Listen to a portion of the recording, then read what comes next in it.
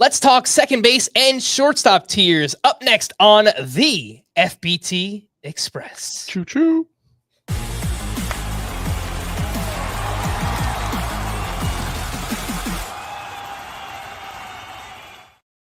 Welcome into FBT Express on Thursday, January 23rd. I am Frank Stampfl, joined by Chris Towers. We are here to talk about middle infield tiers, starting with second base. And I will point out, these are Scott White's tiers. Chris is just going to pick them apart. So, unlike the other positions, there is no first rounder tier for second base because there are no first round caliber players.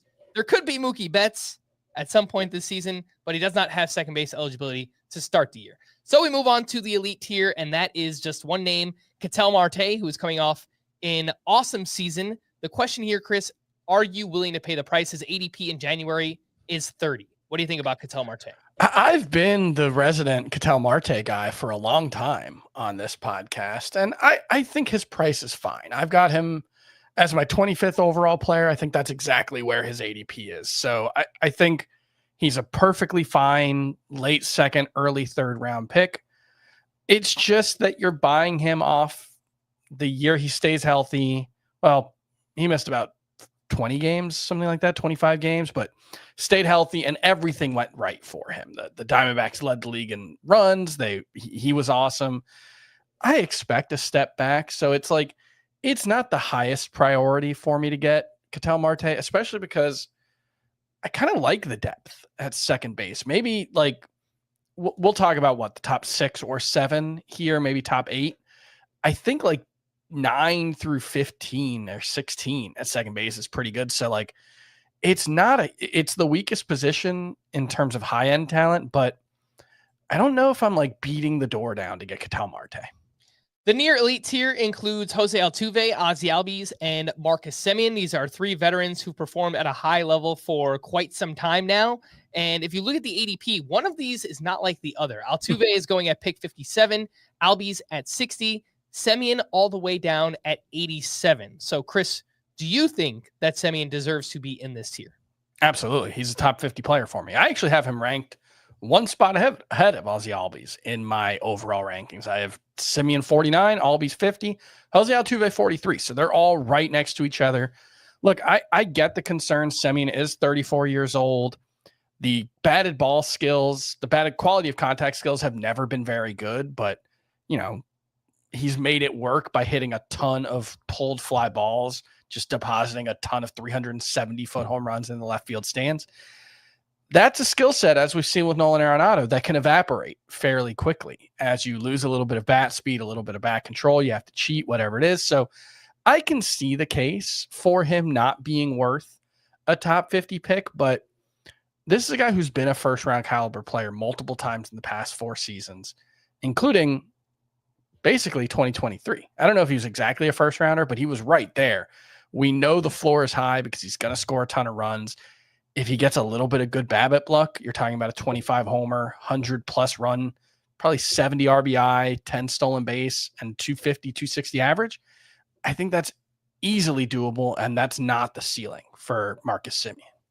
The next best things tier at second base includes just 2 players, Jordan Westburg and Luis Garcia Jr., 2 young up-and-comers.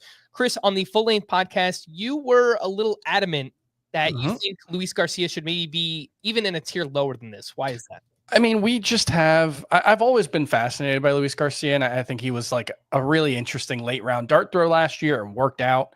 The problem is now it's like a top 10 round pick. And this is a guy who has one very good season, but only one good season. He got off to a bit of a slow start. So it's really like one partial good season. And we just still don't know if he's going to play against lefties. So I can see a path to like a 25-25 season for Luis Garcia. I think there's a chance he's a huge deficit in runs and RBI because he doesn't play every day. The batting average has only been good for the 1 year. It's a very volatile skill set for a guy who's going as early as he is. I think Jordan Westburg, much stronger underlying skills and frankly, just much more confident in the playing time projection. All right, let's take a quick break. We'll be back right after this. The clock never stops. Relive the greatest moments with uninterrupted highlights and more. It's Gareth Bale! Ronaldo! will go on the UEFA Champions League channel, streaming free. Welcome back in. Let's shift over to shortstop tiers. And there is a first rounders tier because there's about 30 of them. No, there's like 5 of them. Yes. Let's talk about Bobby Witt Jr., Gunnar Henderson, Elly De La Cruz, Mookie Betts, and Francisco Lindor. So obviously elite players in the sport.